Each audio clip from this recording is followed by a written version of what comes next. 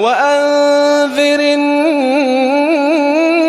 يوم يأتيهم العذاب فيقول الذين ظلموا ربنا أخرنا إلى أجل قريب نجب دعوتك ونتبع الرسل أولم تكونوا أقسمتم من قبل ما لكم من زوال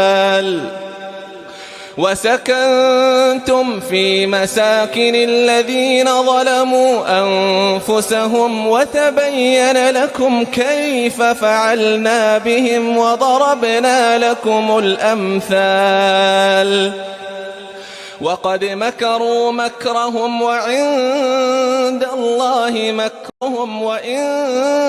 كان مكرهم لتزول منه الجبال فلا تحسبن الله مخلف وعده رسله إن الله عزيز ذو انتقام يوم تبدل الأرض غير الأرض والسماوات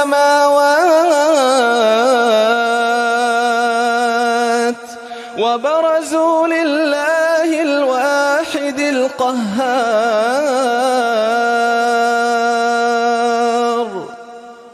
وترى المجرمين يومئذ مقرنين في الأصفاد سرابيلهم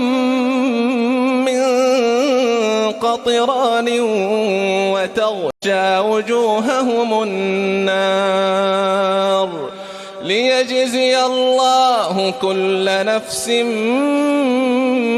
ما كسبت إن الله سريع الحساب هذا بلاغ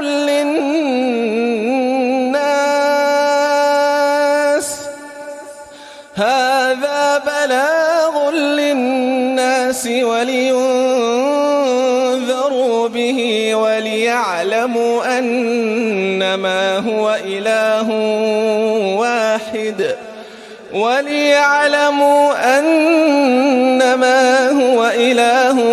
واحد وليذكر أولو الألباب.